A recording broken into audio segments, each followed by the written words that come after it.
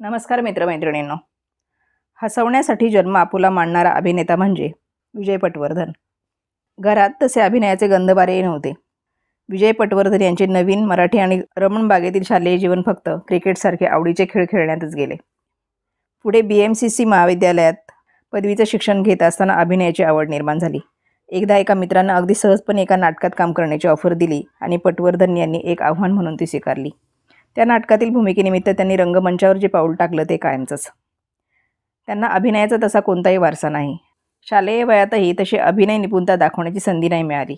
मात्र कळत्या वयात लोकांना हसवणं आणि त्यांचं दुःख थोडंफार हलकं करणं हे फार मोठं काम आहे असं त्यांना उमजलं आणि त्यानंतर एक व्रत म्हणून त्यांनी या कामाला वाहून घेतलं. सुरुवातीला अभिनय आणि त्यानंतर लेखन, दिग्दर्शन करून त्यांनी विनोदातील आपले प्रभुत्व सिद्ध केले. त्यामुळे आज ते मराठी नाट्य आणि चित्रपटसृष्टीत विनोदी अभिनेते म्हणून सर्वपरिचित आहेत. फू बाई फूमुळे घराघरात जाऊन पोहोचलेले विजय यांचा मराठी नाट्य आणि चित्रपटसृष्टीतील आत्तापर्यंतचा प्रवास अनेक वळणावळणांचा आहे.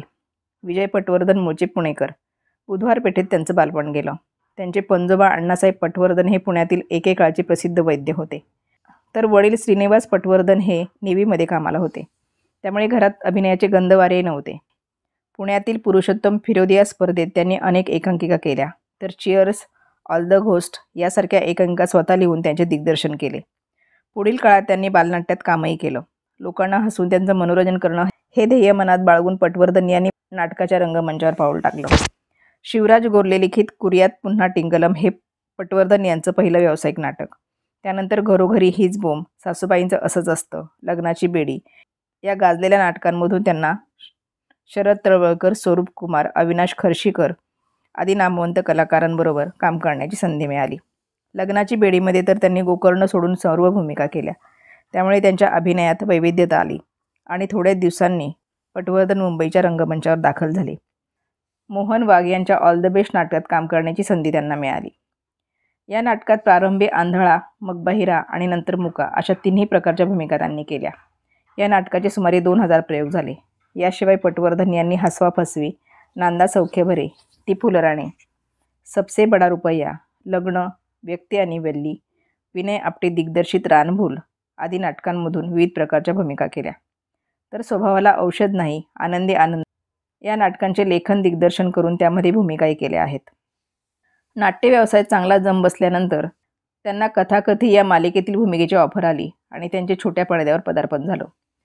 पुढील काळात पटवर्धन यांनी कुंकू, या गोजीरवाण्या घरात, थरार, टोकन नंबर, पिंजरा, नांदा सौख्य भरे, अनोळखी, दिल दोस्ती दोबारा आदी अनेक मालिकांमधून वैविध्यपूर्ण भूमिका केल्या. निर्माते राकेश सारंग आणि दीपा तेली यांच्यामुळे पटवर्धन यांना फू बाई फूच्या दुसऱ्या सत्रात काम करण्याची संधी मिळाली आणि चौथ्या सत्रात तर आणि सतेज तारी यांची जोडी फू बाई फूमध्ये सर्वोत्कृष्ट ठरली आणि लोकांना हसवण्याच्या त्यांच्या उद्दिष्टावर अशा प्रकारे शिक्कामोर्तब झालं. त्याच्या आधी ते मोठ्या पडद्यावर चांगल्या भूमिकेत झळकले. गौतम जोगळेकर यांच्या पक पक पकाक या मराठी चित्रपटातील त्यांची मास्तरची भूमिका चांगलीच लोकप्रिय झाली. त्यानंतर त्यांनी 7/12, संशय कल्लोळ, कोण आहे रे तिकडे, चिंटू, पैज लग्नाची, बाबा लगीन, झपाटलेला 2, घर एक मंदिर, करायला गेलो एक, अजब लग्नाची गजब गोष्ट आदी चित्रपटात विविध प्रकारच्या भूमिका केल्या. बायको झाली गायब या चित्रपटात पटवर्धन नायकाच्या भूमिकेत होते.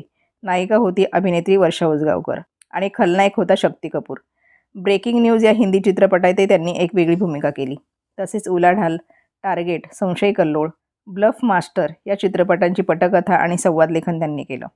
याशिवाय सिनेमास्कोप, वारस आणि कार्टून हे पटवर्धन यांचे आगामी मराठी चित्रपट प्रदर्शित होण्याच्या मार्गावर आहेत. प्रामुख्याने विनोदी भूमिका केल्यामुळे विनोदी अभिनेता असा शिक्का बसू शकतो. मात्र हटके भूमिका करून हा शिक्का त्या कलावंताला पुसता येऊ शकतो, असं पटवर्धन यांचं प्रामाणिक मत आहे. मात्र लोकांना हसवण्याचं काम करण्यात एक आगळाच आनंद असतो असं ते मानतात. विनोदी अभिनेत्यांमध्ये राजा गोसावे आणि शरद तळवळकर यांना ते आपले आदर्श मानतात. तसेच सुमारे 22 नाटकांमधून एकत्र काम करताना अभिनेते स्वरूप कुमार यांच्यामुळेही मला खूप काही शिकता आलं याबद्दल ते कृतज्ञतेची भावना व्यक्त करतात.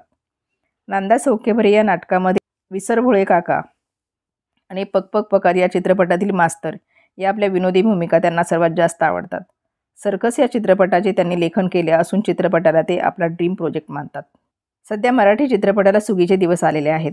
त्यामुळे यापुढे मराठी चित्रपटसृष्टीचं भवितव्य चांगलं राहणार आहे असा आशावाद व्यक्त करताना विजय पटवर्धन यांनी सर्व निर्मात्यांनी परस्पर सामंजस्याने चित्रपट प्रदर्शित केले तर यामध्ये सर्वांचीच हित आहे अशी सूचना केली. विजय पटवर्धन यांच्या पत्नी ऋषाली पटवर्धन यांनाही अभिनयाची आवड आहे. आपल्या अभिनय प्रवासात पत्नीची अनमोल साथ असल्यामुळेच आतापर्यंतचा हा प्रवास सुखकर झाला असं ते आवर्जून सांगतात. कोरोनाच्या काळात विजय पटवर्धन चित्रपटसृष्टीतील अनेक गरजूंना मदत केली. ते म्हणतात, मदत ही अशी गोष्ट आहे जी कधी आयुष्याला पुरत नाही. जोवर माणूस स्वतःच्या पायावर उभं राहत नाही तोवर केली जाणारी मदत ही कायमस्वरूपी अपुरी असते. या गोष्टीची जाणीव ठेवून विजय यांनी रोजगार निर्मिती या विषयाचं कलाकारांसाठी काही शिबिरे आयोजित केली. व्यवसायासाठी लागणाऱ्या आवश्यक गोष्टी देण्याचा प्रयत्न त्यांची फाउंडेशन करताना दिसते. आपल्या या कामाबद्दल बोलताना विजय म्हणतात, आपल्या सगळ्यांना लहानपणी शिकवलेलं असतं की उजव्या हाताने केलेली मदत डाव्या हाताला कळता कामा नये. मी आजही ती गोष्ट विसरलो नाही. पण जेव्हा आपण एकटे मदत करत असतो तेव्हा ते योग्य असतं. आता मी इतरांकडे मदत मागत आहे. कधी कधी गोष्टींचा गाजावाजा करण्यापासून पर्याय उरत नाही. लोकांपर्यंत पोहोचता यावं यासाठी हा सगळा खटाटोप आहे. विजय पटवर्धन यांनी नाट्यसृष्टीतील पडद्यामागील कलाकारांना मदत देता यावी म्हणून विजय पटवर्धन फाउंडेशन ही संस्था सुरू केली. कोरोनाच्या संकटामुळे जवळपास 1.5 वर्षाहून अधिक काळ नाट्यसृष्टी बंद होती. अशातच चित्रपटगृहातले कर्मचारी, पडद्यामागील कलाकार, बुकिंग क्लार्क्स यांच्यासोबत लहान मोठ्या भूमिका करणारे कलाकार एका क्षणात उघड्यावर आले. आपल्याच माणसांची होत असलेली हतबलता विजय यांना पाहवली नाही. ज्या माणसांसोबत आपण एकत्र काम केलं, गप्पा मारल्या, दौरे केले, आज त्यांना 2 वेळच्या जेवणासाठी कोणाकडे हात पसरावे लागत आहे हे पाहून त्यांना फार वाईट वाटलं. त्यामुळे त्यांनी आपल्या माणसांसाठी काहीतरी करण्याचं ठरवलं. विजय पटवर्धन यांना पुढील वाटचालीस असंख्य शुभेच्छा.